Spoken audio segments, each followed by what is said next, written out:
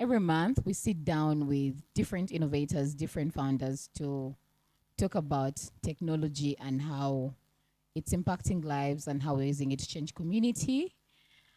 And today we sit down with you, not to discuss an app, not to discuss, online tech or anything, but to discuss something that is very unique. And first things first, just so we break the ice, are you two sisters? Okay, yes. So to answer your question, no. There is no single relation, no blood relation at least. We were just chosen family. We were friends and then we became family. Okay, I think that would be a very, very great aspect to talk about partnership later. Yes, but for now, maybe just introduce yourselves, tell us who you are, tell us about Cleanette. What inspired the word?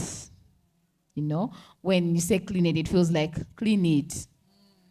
So maybe from my end or from the people that are in this room today, just take us deeper and give us more insight. Let us get to understand.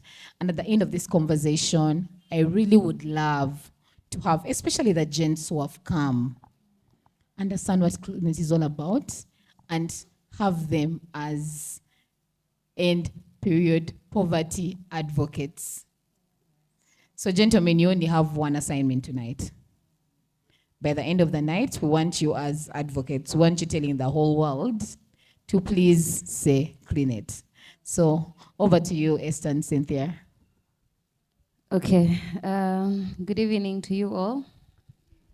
My name is Esther Kakihoza. Initially, I started my journey with work as a media presenter. I was working with NBS. I was working on a show called Youth Voice. I don't know if you guys are familiar with it. I worked a lot with young people. I went to so many schools. I went to so many universities. I went to health center. We went for reach outs, charity. So I have that bit of background. Yeah. I also did, or still doing, because I haven't graduated yet. I did a degree, commerce. I'm yet to graduate. Should graduate in Jan, finally. Cleanette. By then, but when I was still at school, I was working at NBS while doing my degree, and then I paused NBS for a bit, or working. I actually quit and tried to focus on school, but it was a bit too late. But I can't say that I have not benefited from school, because that's where the idea stemmed from, the idea Cleanette, starting from my career. In my entrepreneurship class, that's where the idea of Cleanette started. Yeah, so that's a little bit about me. I'm single. Yes. Okay, so maybe before we continue, you could just introduce and tell us what Cleanette is exactly. Yes. Okay, I thought we were just breaking the ice. But Cleanette is a sanitary pads vending machine, but also it can be a sanitary pads dispenser.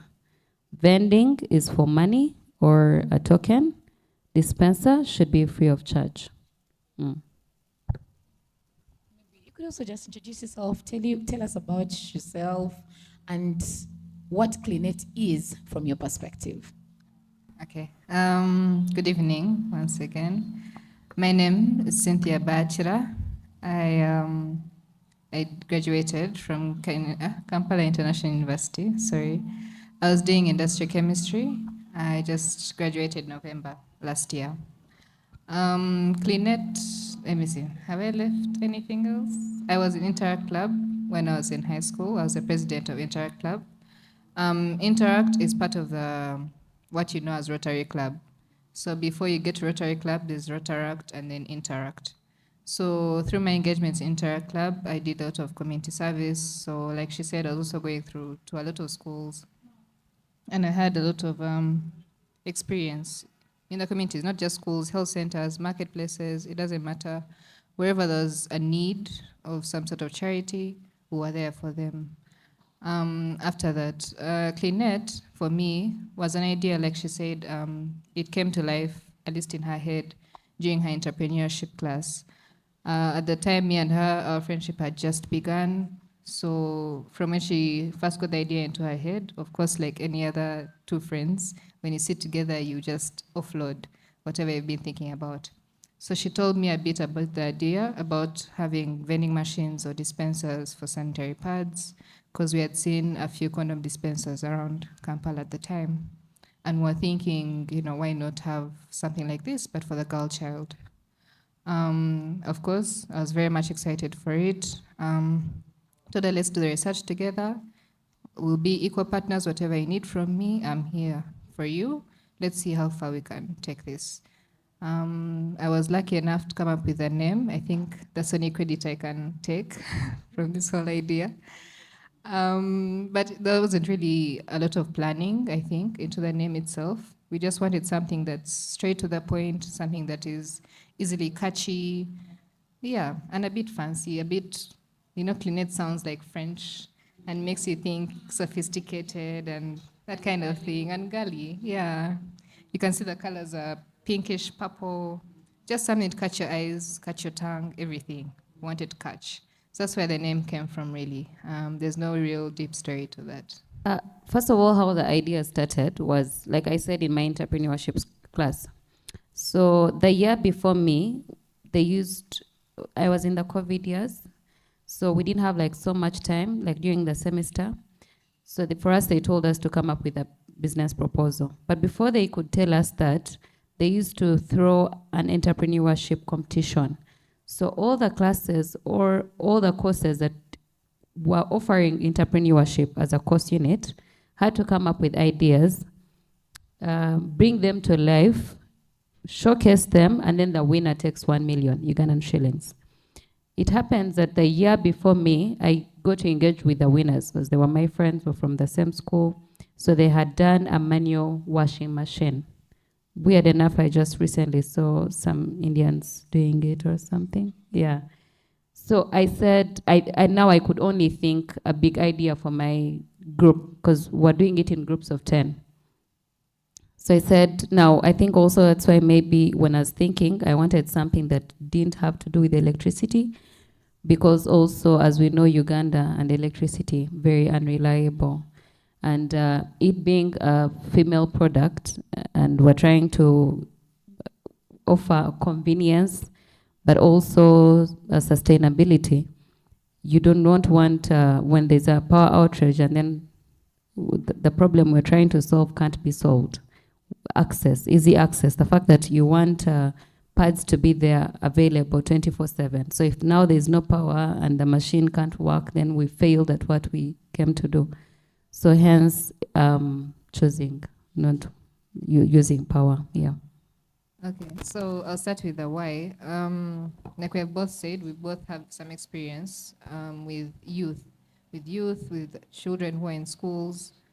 And most of the times when we are going to these places, it's a charity run of some sort. Even if it's a media house going to a school, they'll do some sort of charity there as well. So usually we come with, soap, you come with toothpaste, you come with maybe pads, like 5, 10, like big cartons of them. You give them to the school, and they're telling you stories of, like, first of all, how appreciative they are of the pads, but also what has been going on before those pads came to them.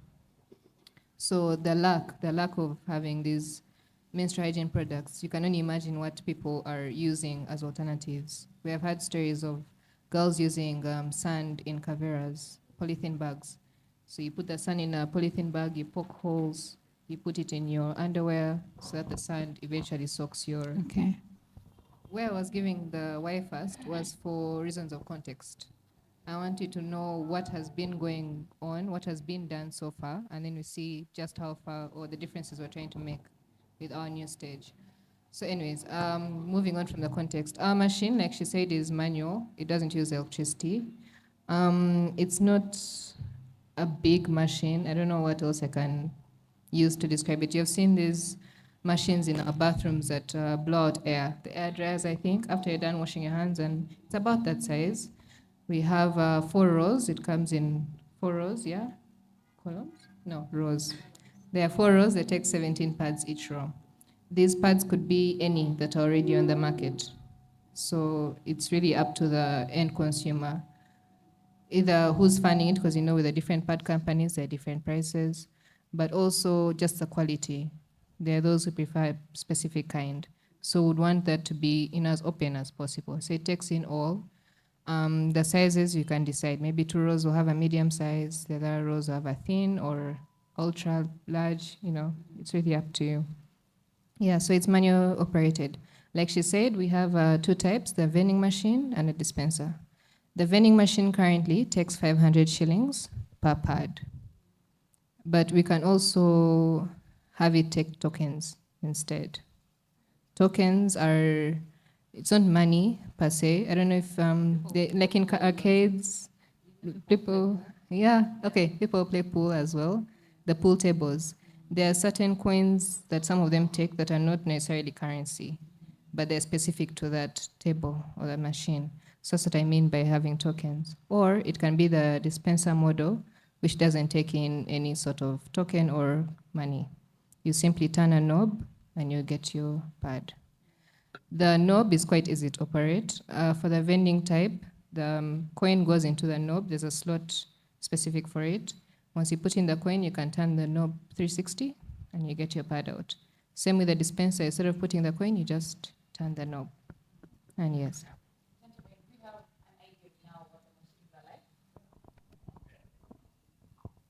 Where they found. Okay.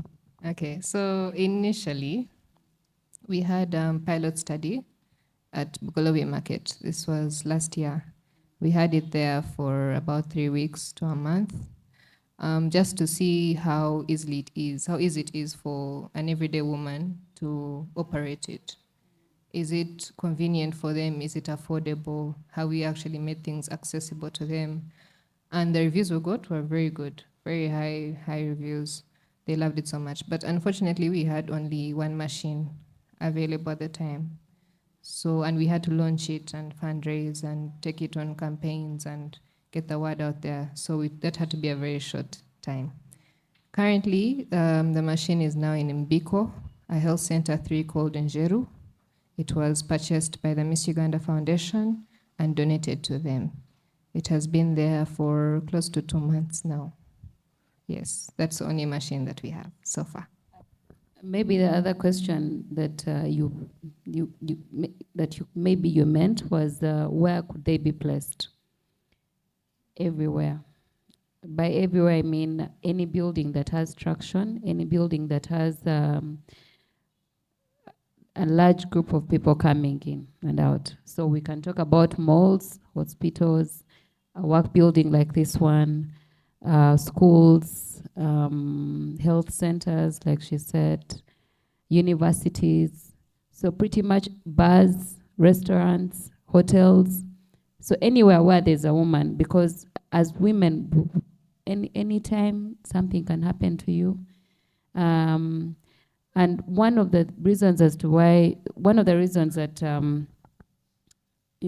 made the bulb go higher, when you're thinking that car bulb that tings, was this experience that I had with my friends. Cynthia was one of them. We were at a certain restaurant in Bugolobi, and you know how those restaurants, as you're going towards Bugolobi Flats, how far they are from the shops, the normal shops. Bandali Buzz, right? Not Bandali per se, but that's street. 1420. I'm not naming. I'm not going to name anything. But so we're along that road and in one of those restaurants, and our friend got an issue, right? So we had to walk, right? We had to walk from there up to the market. I don't think it's not a far journey like that, but when you're in that situation, it's nasty, it's disgusting.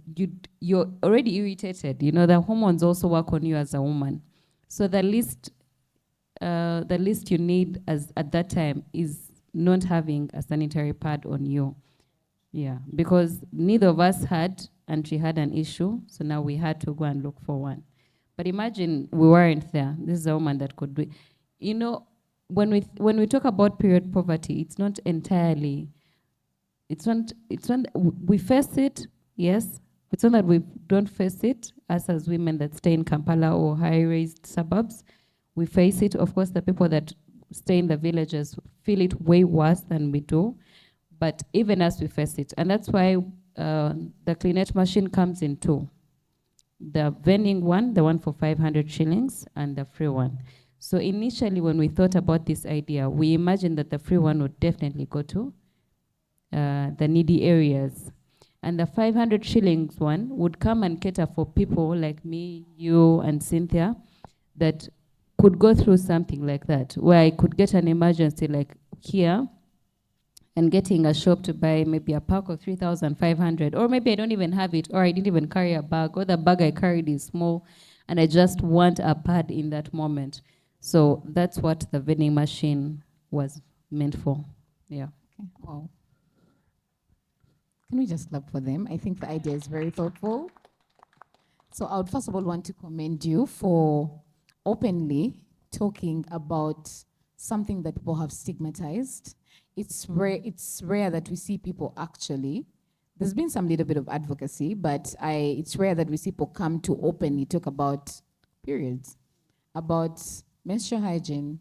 And I'm so glad that two lovely, beautiful ladies came out, have this innovation, and are pushing. So from that perspective, how do you talk about menstrual health publicly?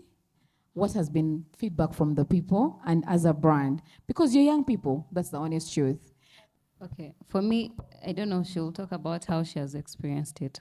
For me, the journey starts from, again, like how I said, it started from my entrepreneurship class. So we had a chance to choose so many other projects, and like other people did. But in my group of 10, each of us had to come up with a different project. So I don't know if I bullied them or if I was the most outspoken out of the 10, but they took on my idea. And initially, we did it as a group of 10. So now comes in for like next semester when we're supposed to do internship. So I redid it as a business proposal again, because we again didn't have time to do internship. Now, I write it, because now it's me alone and my idea, right? I don't have anyone else to sugarcoat it for me. So I write the idea, I put it down, I come up with a math, I come up with like all the lists as you're making a business proposal. And I go to the gentleman. My supervisor was a gentleman. I reach, I show it to him, I give a pitch. I'm like, you see, some people, they might be privileged and pads are not a problem. But me, I think if we come up with a machine like this one and we put it in health centers or in villages, it would be a good idea. Oh, what came for me is what I didn't expect. I don't know if, up to now, I still think that it was just an uncomfortable conversation for him to have, that he felt like he didn't have time for it. He just told me, go and write about something that makes sense, And I left with such a huge potato on my throat. I wanted to cry. I couldn't imagine about something that I thought over and over again, thinking that this is an amazing idea, and only to be told by someone that you view so highly that it was nothing. Anyway, so regardless, we thank God that we still push for it. But even after that, when we would have meetings with trying to get into a business with someone, or trying to have like a partnership with someone who is a gentleman, you'd see the tension that they have, the cringe that they would have because you're talking about periods, And up to now, it doesn't make sense. But for me, any chance that I get to have this conversation with my mates, my friends now, like Edmund, or anyone any gentleman, be it my brothers, I am so outspoken about it. I don't want to beat around the bush. I tell you, and it's so funny that when we're told from a young age, when in school, for us who at least got a chance to have menstruation talks and what, they used to tell us, you can't tell the men that you're in those days. or you can't tell the men that you've started your period. You have to hide it. It's your secret. But it's not, man. Your mother has gone through this, your sister has gone through it, your wife is going to go through this, your daughter is going to go through this. So the more people like us talk about this thing, this is what the body is supposed to do.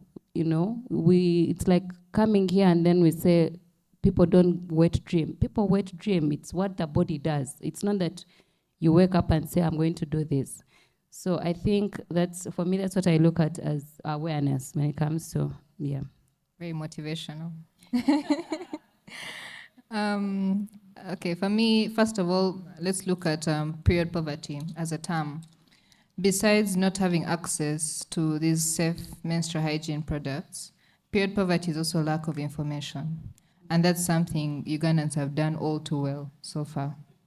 They decided that this is a women's only issue, so as long as you have a mother, an auntie, or what, they will guide you through this, and that is it. And yet, it's time that we, in one of Michael Jackson's songs, he tells it, look in the mirror and then make the change.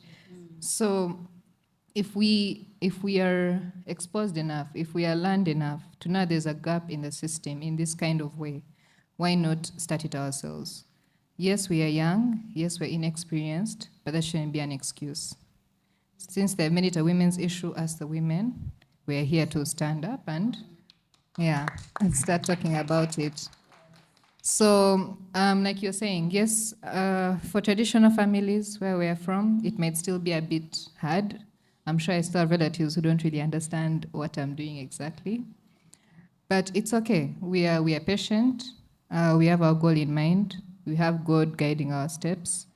And we have a lot of women and men who have been very, very supportive. In fact, most of our journey to this point so far, men have been championing us. And it has been really, really amazing. Yeah. So that's how it starts. I don't think we can fear is fear itself. We need to come out of our shells and start talking about these things openly. Give people a chance to, it's okay, not everyone will understand you. That's how life goes. But we must accept and have the conversation in safe spaces, of course. Yes. Wow. Thank you so much. I can clearly see the passion in both of you about this, and I'm very certain I'm now Team Cleanette. If you have Cleanette teams anywhere. But anyway, so most of the people here are founders. They're building something. So let's talk about partnership. Let's talk about building. So what has it been like so far? What has been the hardest thing you've had to survive as a venture so far? And how did you go through it? Have you tried to raise any funding, any capital? Just take us into your building process. Tell us about your partnership, how you're running Cleanette, and probably some lessons. Or you can even openly ask for post guidance here, because founders here are very intelligent. We have the accounts money man. Yes, so so maybe somewhere he can have feedback for you. But let's just talk about the building part. How has it been so far for you, building Cleanette? Okay, building Cleanette has been one hell of a journey. I look at it, I look at it like giving birth to a child. I haven't given birth to one yet, but I can imagine how hectic it is to raise one, from giving birth then to raising and what. So every step that we reach, I'd be like, okay, now here, maybe they are winning. Now they've started eating food. So it's been a journey for me, for us anyway. So we started Cleanette with a desire to have it built and made from Uganda. We started as, wanted to do it ourselves. We knew that there were now 3D printers in Uganda.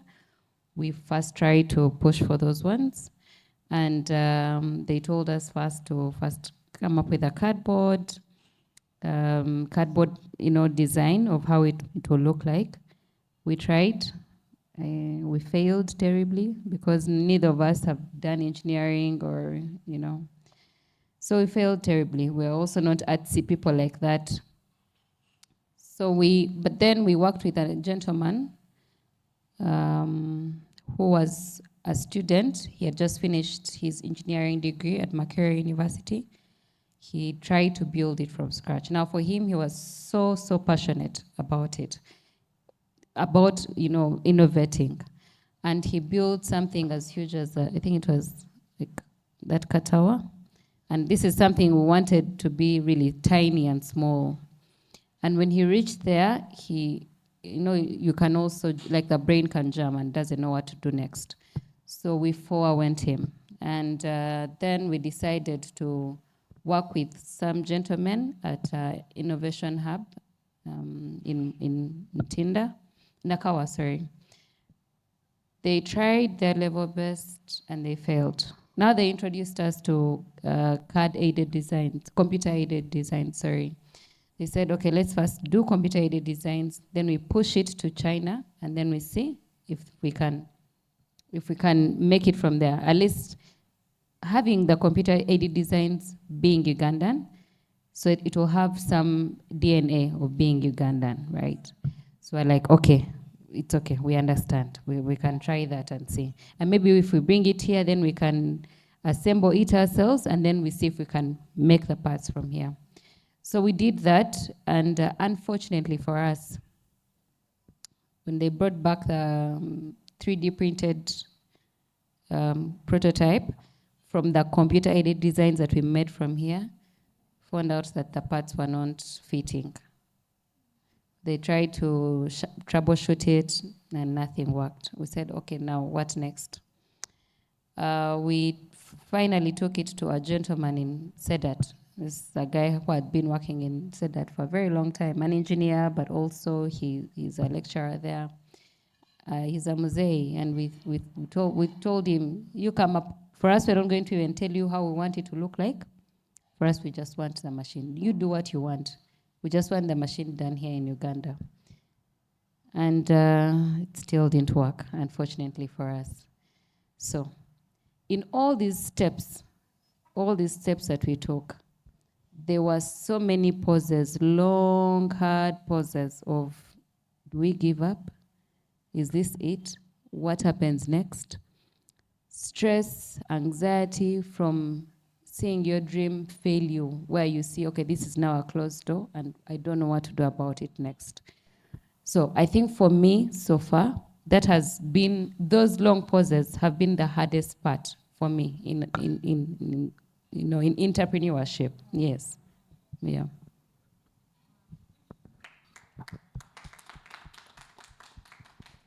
Yeah. As she's recapping, I'm getting flashbacks, and they're not the good kind. Oh, yeah, yeah. But like she said, this whole try and error phase of trying to build it here, besides the emotional toll it was taking on us, the financial toll. Like she said, we were both in university at the time. Our parents have sent us there for one thing: get that degree started, bring me back the papers. The money they're giving you is just, general upkeep, tuition, that's it. So now you can imagine telling them, first of all, I have this dream. It's going to go like this, but it hasn't been done here before.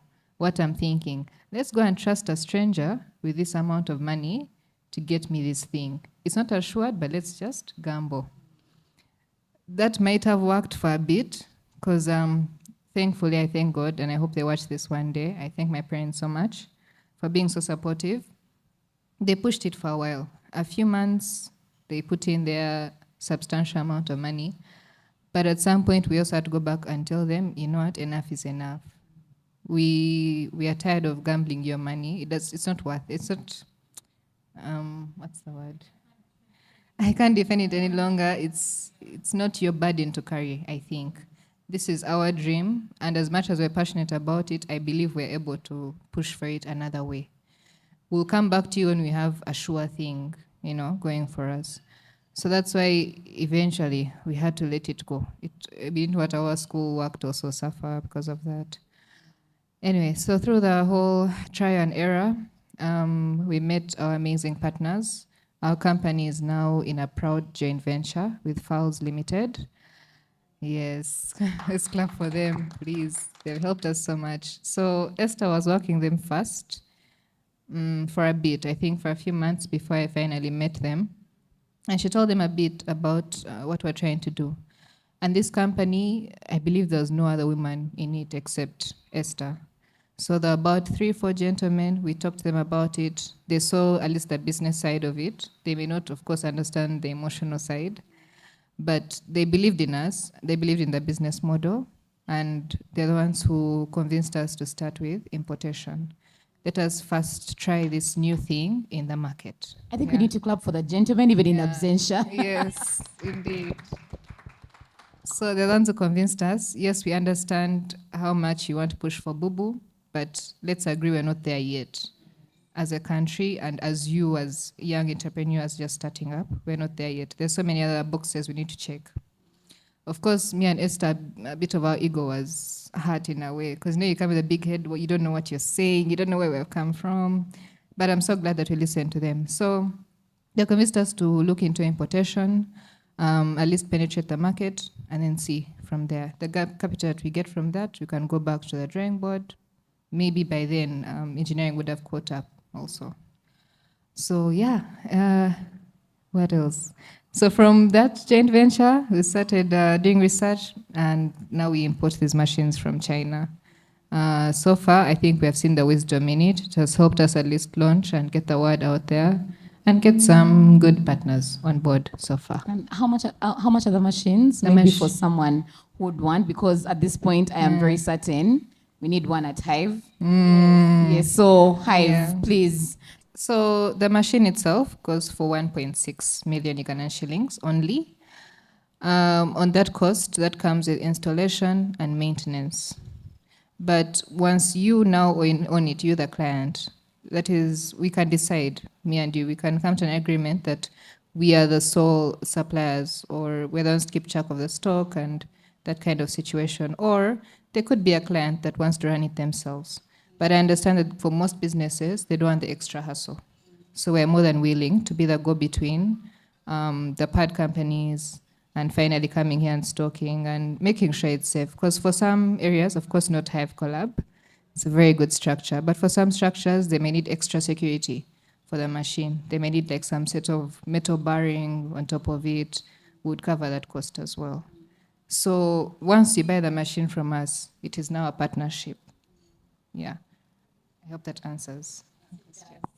Okay, so where do you see Cleanette in 5 years, and what would you need to be true for you as you get there? What would you need to get there? Cleanette in 5 years. I honestly, I don't know if I'm delusional, but what's business without delusional? In 5 years, I don't think I see a building, be it a school, hospital, mall, work building, that does not have a Cleanette machine in it. Yes. Because this is essential, just like how we have tissue in the washrooms, so should we have Cleanette machines in the washrooms, at least the ladies' washrooms. What was the other question? So maybe answering that question, I'll talk about maybe the launch. The launch was a very big milestone for us as Cleanette, because it's not something we expected coming. This is something that, the power of a joint venture, the power of a joint venture can do. So they invested in us, and we had a very, very successful launch last year on 6th November at Hotel Africana. We had Dr. Dana as our guest of honor. We had the IGGP, the deputy IGGP as the keynote speaker. We had big girls there, like you earlier said, and they pledged, right? They pledged. They support the cause, because in one way you could look at this as a business, but truly, and from the bottom of our hearts, when we started this, we didn't want it as a business. It was purely a cause. We're trying to end period poverty in any way that we can. Some use reusable pads, others give out free pads. But this was also our own way of trying to get into period poverty. So they pledged. We got a big pledge from Dr. Diana and the Ministry of Health. We got a pledge from our keynote speaker. And we got a few pledges here and there. Some, of course, people like to stand up and speak. Some didn't materialize. But along the way, we've gotten some good partnerships. We've gotten to be in good spaces. This could be also one of them. And I really thank you so much, Hive Colab, for hosting us today. Yeah, we are really blessed to be here. And places like this that open us up to people that could hear us or people that could understand what our cause is one of the reasons as to why we will get there to in 5 years where we'll have the Cleanette machine everywhere. You get. Yes, I don't know if Cynthia wants to add something.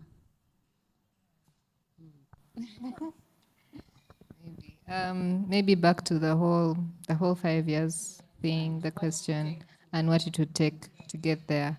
Besides having these conversations, of course, we're open to partnerships of all kinds. We are lucky enough to be reached out to by a couple of people from different spaces. It may be a consultancy agency that comes and just gives us a few pointers. Maybe you should do this, you should do that different. We talk to different ladies from different walks of life that we look up to.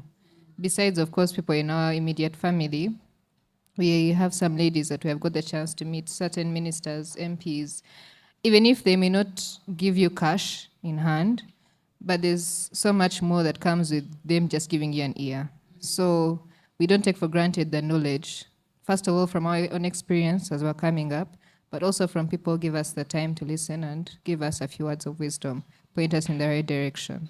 Very grateful for that. So mentorship of any kind, it's welcome. Welcome customers now like Hive Colab.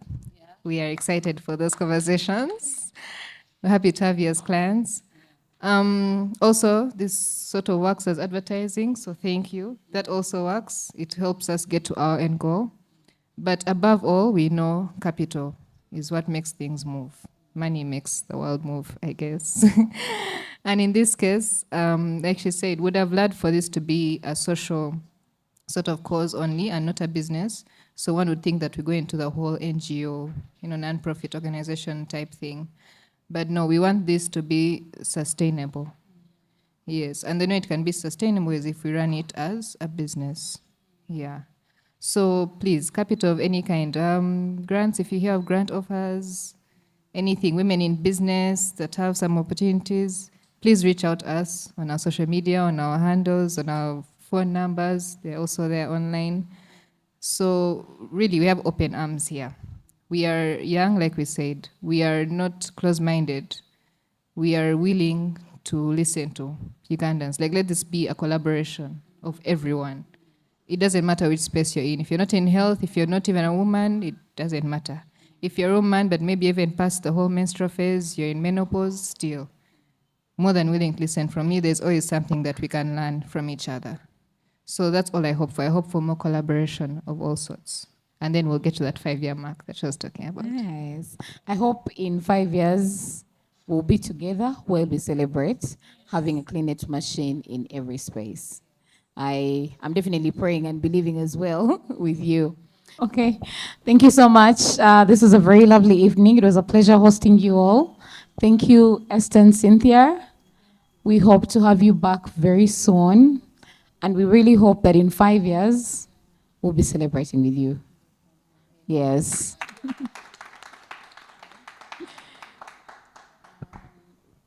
Minister's Village in Tinda, Charles Luanga Road. So you'll find the Falls office there.